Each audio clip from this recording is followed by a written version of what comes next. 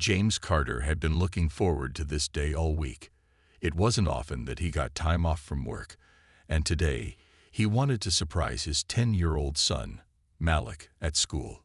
He had always believed in showing up for his son, not just at home, but in every part of his life.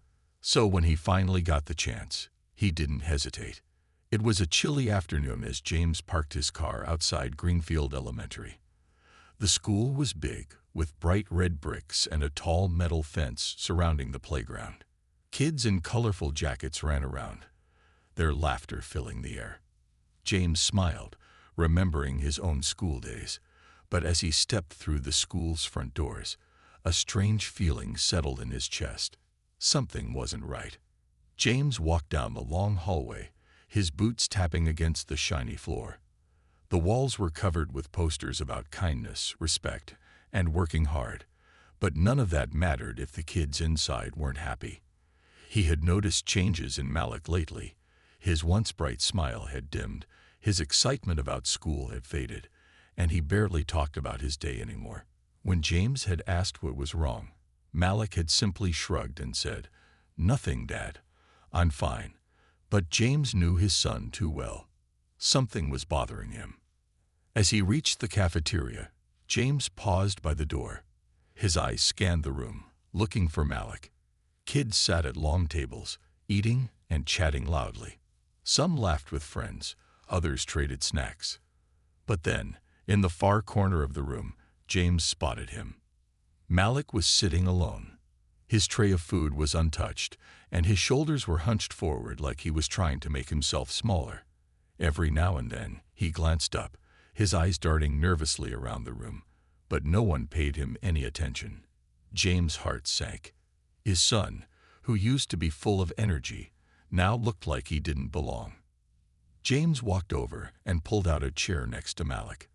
"Hey, buddy," he said, keeping his voice light. Malik's head shot up in surprise. His dark brown eyes widened for a moment. Then he smiled, a small smile, but James caught it. "Dad, what are you doing here?" "Thought I'd surprise you," James said, ruffling his son's short curls. "Figured we could have lunch together." Malik looked around, as if making sure no one was watching. Then he nodded. "Okay." James glanced at the food on his son's tray. Chicken nuggets, mashed potatoes, and green beans, Malik's favorites. But he hadn't touched any of it. "Not hungry?" James asked. Malik hesitated. "I'm just not feeling like eating today." James frowned. "Is something wrong, son?" Malik shook his head quickly. "No, everything's fine." But James could see the way he gripped the edge of the table, his fingers tense. He was holding something in. Before James could press further, a group of kids walked past. One of them, a taller boy, glanced at Malik and snickered. Another whispered something, and they both laughed before walking away. James noticed how Malik lowered his head and pushed his tray away. Something was definitely wrong. James took a deep breath, his protective instincts kicking in. He wasn't going to let this slide. He had come here today for a reason, and he wasn't leaving without answers. "Malik," he said gently, "look at me." Malik slowly lifted his gaze. "You know you can tell me anything, right?" There was a long pause. Then, just as Malik was about to speak, the school bell rang. Lunch was over. Malik grabbed his backpack and stood up quickly. "I have to go, Dad." James stood up too. "I'll walk you to class." Malik hesitated again, but finally nodded. As they walked through the hall, James kept his eyes open, watching. He didn't know what was happening yet, but one thing was clear. His son was in trouble, and he was going to find out why. James walked beside Malik as they moved through the crowded hallway. The school was buzzing with noise. Lockers slamming, kids chatting, sneakers squeaking against the floor. But Malik stayed quiet. His small hands gripped the straps of his backpack tightly, and his eyes stayed down. James noticed the way some kids looked at his son. A few ignored him completely. Others gave him quick glances and smirked before whispering something to their friends. One boy even bumped into Malik on purpose, making him stumble slightly. James' jaw tightened. He put a hand on Malik's shoulder. "You okay, buddy?" Malik forced a smile. "Yeah, Dad, I'm fine." But James wasn't convinced. As they reached Malik's classroom, James peeked inside. The room was neat, with colorful posters on the walls and a big whiteboard at the front. A few students were already seated, talking to each other, but something felt off. The energy in the room wasn't welcoming. It was tense. Then, the teacher walked in. Mr. Whittaker was a tall man with short, graying hair. He wore a stiff button-up shirt and thick-rimmed glasses. His sharp eyes scanned the room, and instantly, the chatter stopped. The students straightened in their seats as if they were afraid of doing something wrong. James immediately got a strange feeling about him. The teacher's eyes landed on Malik, and for the briefest moment, his face twisted into something James couldn't quite place. Annoyance. Disapproval. It was gone in a second, replaced by a forced smile. "Ah, Mr. Carter, I wasn't expecting a visit from you today." His voice was polite, but there was something in his tone that didn't sit right with James. James extended his hand. "I had some free time, so I thought I'd drop by and see how Malik's doing." Mr. Whittaker hesitated for a second before shaking James' hand. His grip was cold and firm. "Malik is adjusting." Adjusting. James didn't like that word. He glanced at Malik, who looked like he wanted to disappear. His son was standing stiffly, avoiding eye contact with the teacher. That was all the confirmation James needed. "I'd like to sit in for a bit, if that's okay," James said, keeping his tone friendly. Mr. Whittaker's smile didn't reach his eyes. "Of course. Have a seat in the back." James gave Malik a reassuring pat on the shoulder before walking to the last row. He sat down, watching closely. The lesson began, and at first, everything seemed normal. Mr. Whittaker asked questions, students raised their hands, and he called on them. But then, something changed. When Malik raised his hand to answer a question, the teacher ignored him. James frowned. A few minutes later, Malik tried again. His small hand stayed up, waiting patiently. But once again, Mr. Whittaker acted like he didn't see him. Instead, he called on another student. James' hands clenched into fists. Then, the worst part happened. Mr. Whittaker turned to the class and said, "Now, some students take longer to understand things. We must be patient with them, even when they struggle." Some students chuckled. Others threw glances at Malik. Malik sank lower in his seat, his face burning with embarrassment. James felt his heart pound. He had seen enough. His son wasn't just being ignored, he was being singled out. James stood up slowly, his voice calm but firm. "Excuse me, Mr. Whittaker, can I speak to you outside for a moment?" The classroom went silent. Mr. Whittaker looked surprised, but he nodded. "Of course." As they stepped into the hallway, James turned to the teacher, his voice steady. "What exactly is going on here?" Mr. Whittaker adjusted his glasses. "I'm not sure what you mean." James crossed his arms. "I mean the way you just treated my son. Ignoring him.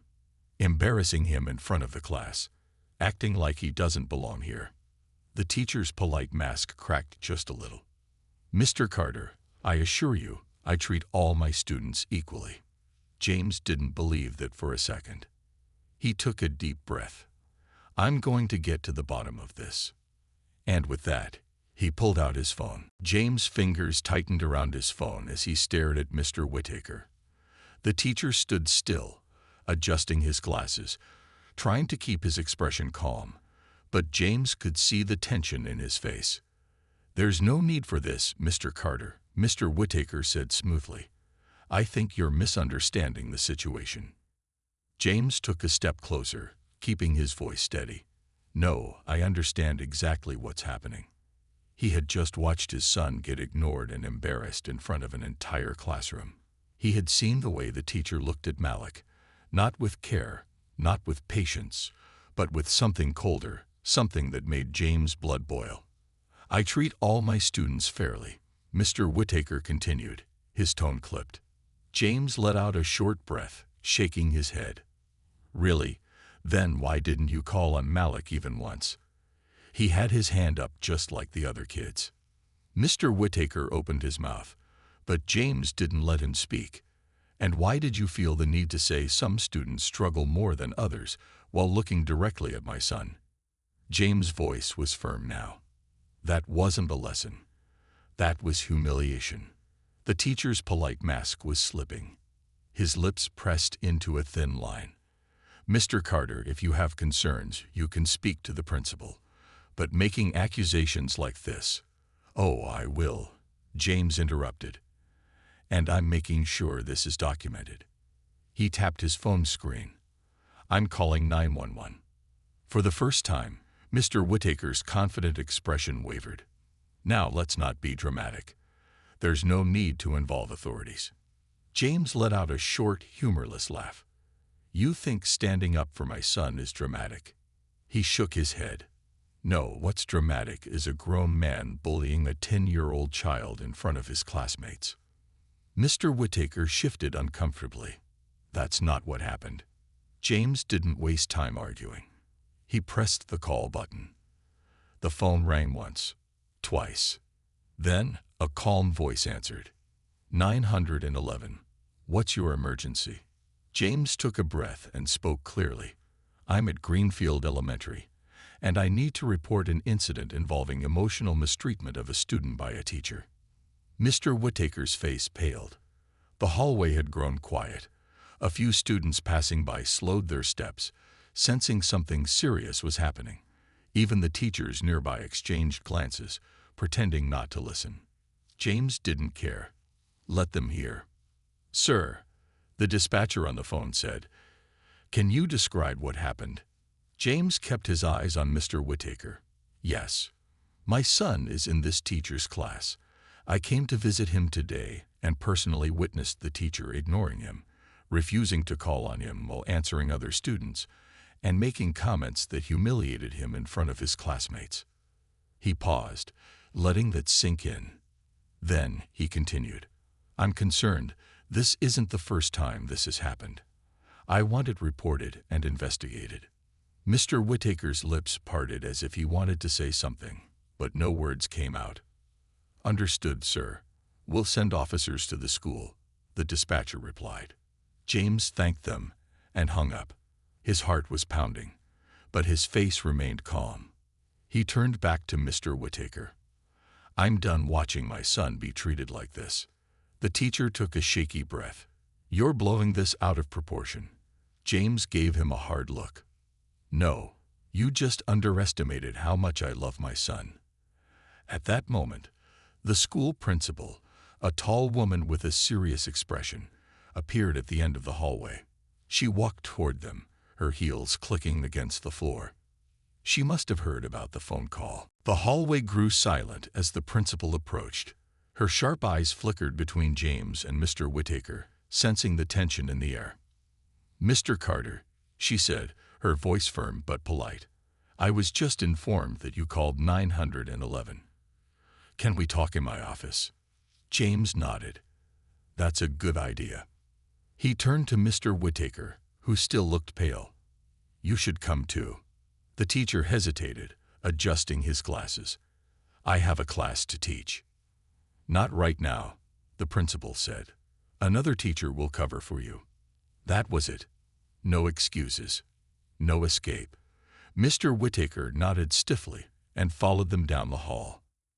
James walked with steady steps, his mind racing. He wasn't just angry, he was determined. He had let things slide before when Malik came home looking upset but refused to talk. He had assumed it was just normal school struggles. But now, after seeing it with his own eyes, he realized the problem was much bigger. They entered the principal's office, a small but neat space with a desk, chairs, and shelves lined with books and files. James sat down across from the principal, while Mr. Whittaker took a seat beside him, keeping his hands folded tightly in his lap. The principal leaned forward. "Mr. Carter, can you explain exactly what happened?" James took a deep breath. "I came to surprise my son during lunch. I noticed he was sitting alone and looking unhappy. Then I walked him to class and decided to stay and observe." He shot a glance at Mr. Whittaker. "That's when I saw this teacher ignore Malik. Not once, but twice." He raised his hand, eager to answer, but was completely overlooked. The principal frowned. "Mr. Whittaker, is that true?" The teacher shifted uncomfortably. "I don't recall." James let out a short laugh. "Oh, but I do." And then he took it further. He told the class that some students struggle more than others. Right after ignoring my son. It wasn't just a comment. It was meant to humiliate him. The principal sighed, rubbing her temple. "That's a serious accusation." James leaned forward. "I don't make accusations lightly." Just then, there was a knock at the door. The secretary peeked in. "Ma'am, the police officers have arrived." Mr. Whittaker's breath hitched, but James stayed calm. "Good. Let them in." Two uniformed officers walked in, their expressions serious. The principal quickly explained the situation. One of the officers took out a notepad. "Sir, you're the one who called?" he asked James. "Yes," James confirmed. "I witnessed my son being mistreated by his teacher. I want it documented, and I want an investigation." The officer nodded. "Understood. We'll take your statement." James recounted everything. What he saw, how Malik looked withdrawn, the teacher's cold behavior, and the way the other kids reacted. When he finished, the officers turned to Mr. Whittaker. "Would you like to respond to these claims?" one asked. Mr. Whittaker swallowed. "I." He paused, then sighed. "I never meant to harm Malik." James raised an eyebrow. "Then why did you ignore him?" The teacher had no answer. The principal folded her hands on the desk. "Until we get to the bottom of this, Mr. Whittaker, you are suspended from teaching." James felt a wave of relief. Finally, something was being done. "And what about my son?" he asked. "What steps will be taken to protect him?" The principal nodded. "We will arrange for Malik to be placed in a different class while we investigate further." James exhaled. That was a start. As the meeting ended, he stood up and looked at Mr. Whittaker one last time. "You picked the wrong kid to mess with." Then he walked out, ready to tell his son that things were about to change for the better. James walked out of the principal's office, his heart still pounding. He had done what any father would, stood up for his son. But now he needed to see Malik. As he made his way down the hallway, students passed by, chatting and laughing, completely unaware of what had just happened. But James knew that for Malik, today would be unforgettable. When he reached Malik's classroom, he saw his son sitting at his desk, his small hands folded together. The substitute teacher had already taken over, and the energy in the room felt different, lighter, calmer. James knocked softly before stepping inside. Malik looked up, his eyes widening in surprise. "Dad?" James smiled. "Hey, buddy, can we talk?" The substitute teacher nodded, allowing them to step outside. James crouched down to Malik's level and placed a reassuring hand on his shoulder. "Listen, son, I know things have been tough. I saw what happened today, and I want you to know, you never have to go through that again." Malik hesitated. "Did you talk to Mr. Whittaker?" James nodded. "I did. And the principal. And the police." Malik's eyes widened even more. "The police." James gave a small chuckle. "Yep, because when someone in power mistreats you, you don't stay silent. You stand up for yourself. And if you can't, then I will." Malik swallowed hard. He had always felt alone in that classroom, as if no one saw what was happening. But now, hearing his father's words, he felt something different. Safe. "So, what happens now?" Malik asked quietly. James squeezed his shoulder. You won't be in Mr. Whittaker's class anymore. The school is investigating everything, and he won't be teaching while they figure it out. Malik looked down, thinking for a moment. But what if the other kids still treat me the same? James took a deep breath. Then we keep standing up, no matter what. You don't ever have to feel like you're alone, Malik. I will always have your back. A small smile formed on Malik's lips. It wasn't a big one, but it was there. And that was enough for James. Just then, the principal walked up to them. Mr. Carter, we've arranged for Malik to be transferred to a different class starting tomorrow. We'll also be talking to the students about respect and kindness. James nodded. Good, because this can't happen to another child. The principal sighed. I agree. We're reviewing all student complaints now, and if we find anything more, further action will be taken. James turned to Malik. See, change is happening. Malik let out a deep breath. Yeah. James ruffled his hair. Come on. Let's go home. Today was a big day. As they walked down the hallway together, James felt lighter. He had come to visit his son, not expecting to uncover something so painful. But now he had made sure Malik wouldn't have to suffer in silence again. Malik reached for his father's hand, holding it tightly. And James knew this was just the beginning of something better. James and Malik walked to the car in silence. The sun was beginning to set, casting a warm glow over the school parking lot. James could feel the weight lifting from his shoulders, but he knew that for Malik, this was still a lot to take in.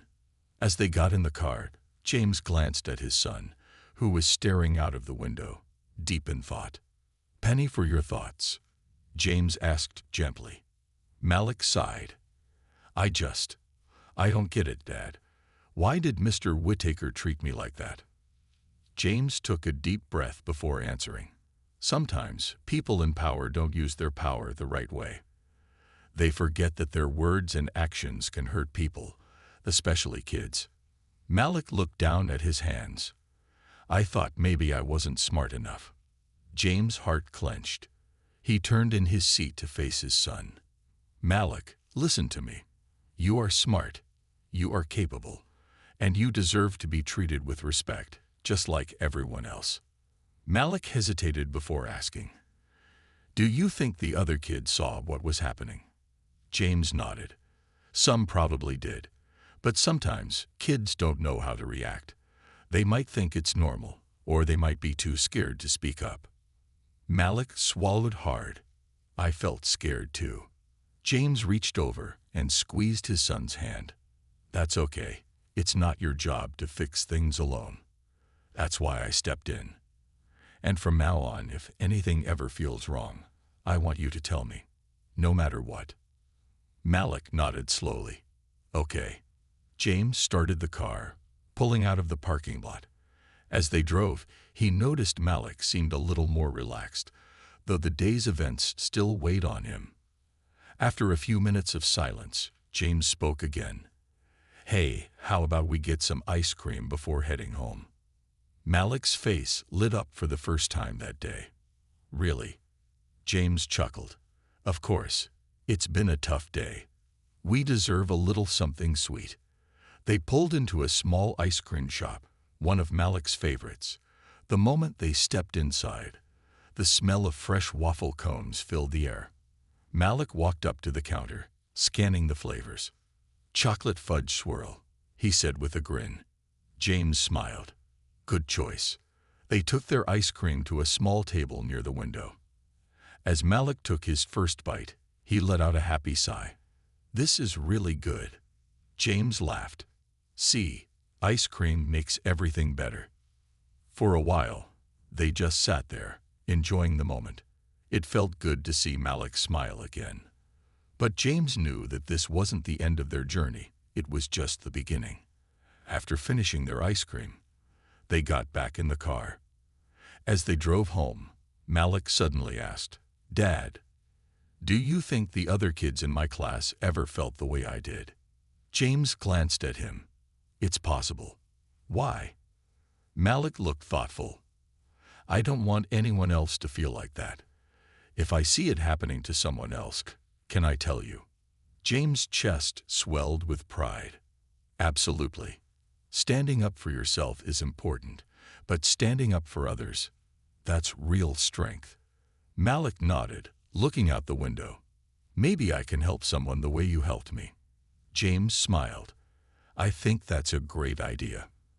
As they pulled into the driveway, James realized something. Today had been hard, but it had also been a lesson, not just for Malik, but for himself too. He had shown his son that his voice mattered, that he deserved respect, and that he was never alone. And that was a lesson that would last a lifetime. That night, Malik lay in bed, staring at the ceiling. He had a lot to think about. Everything that had happened at school, his dad standing up for him, and the way Mr. Whittaker had looked when the police arrived. It all played in his mind like a movie.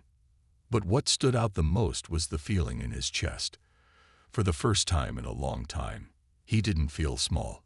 He didn't feel helpless. He felt seen. The next morning, he woke up early. His dad was already in the kitchen, making breakfast. The smell of eggs and toast filled the air. "Morning, buddy," James said with a smile.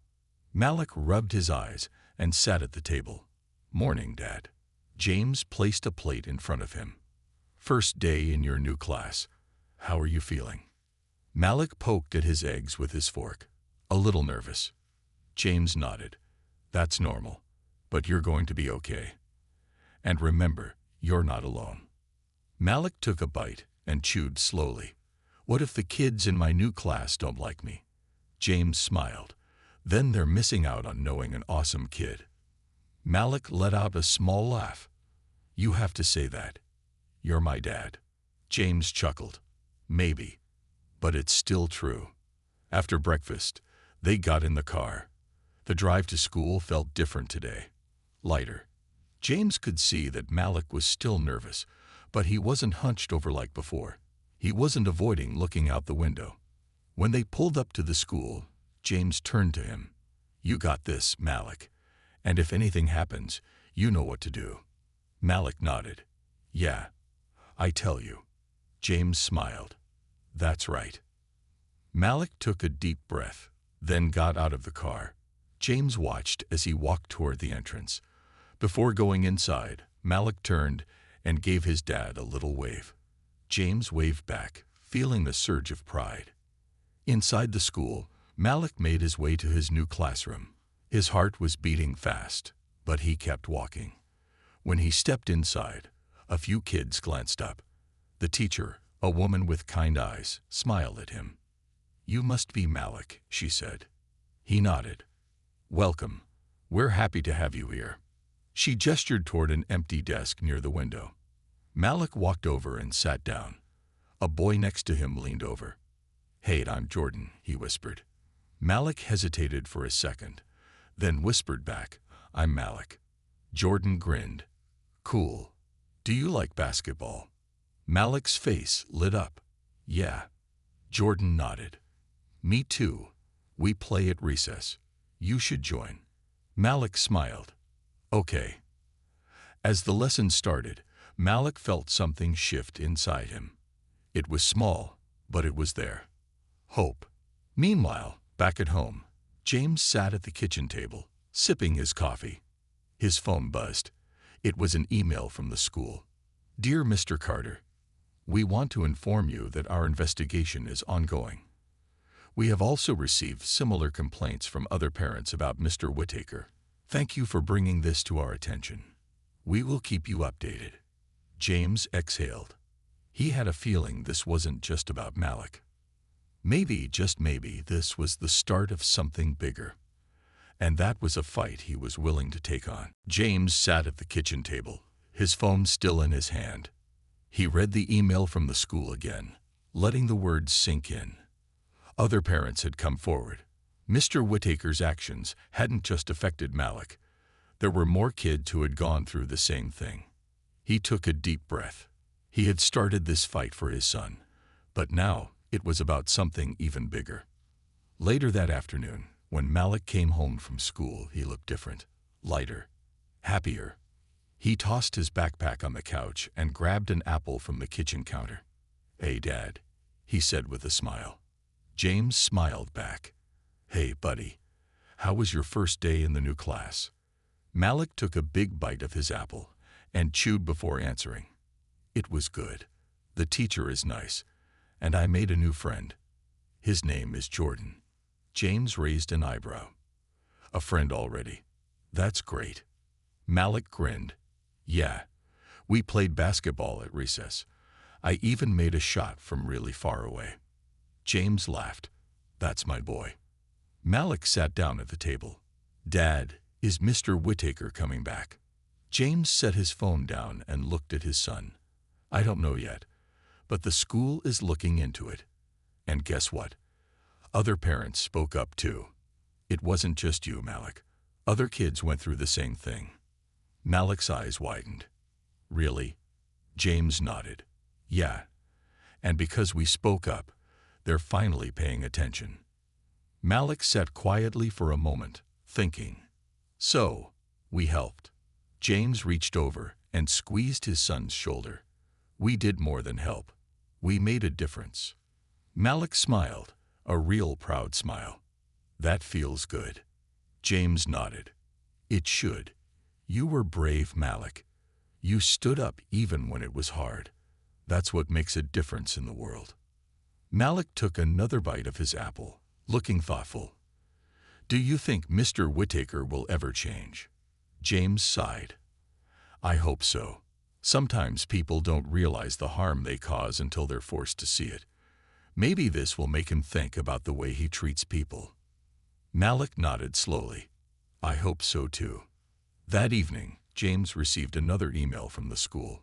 Mr. Whittaker had been placed on official leave while the investigation continued. They were taking things seriously now. James looked over at Malik, who was sitting on the couch, laughing at a cartoon on TV. Just a few days ago, his son had felt small, powerless. But now he looked at peace. James exhaled, feeling a sense of relief. This wasn't just about punishment. It was about making sure no other kid felt the way Malik had. The next morning, as Malik got ready for school, James handed him his backpack and patted his shoulder. "Go be great, kid." Malik grinned. "I will." As he walked out the door, James watched him go with pride. His son had learned something important, not just about standing up for himself, but about the power of speaking up. And James knew, without a doubt, that Malik would carry that lesson for the rest of his life.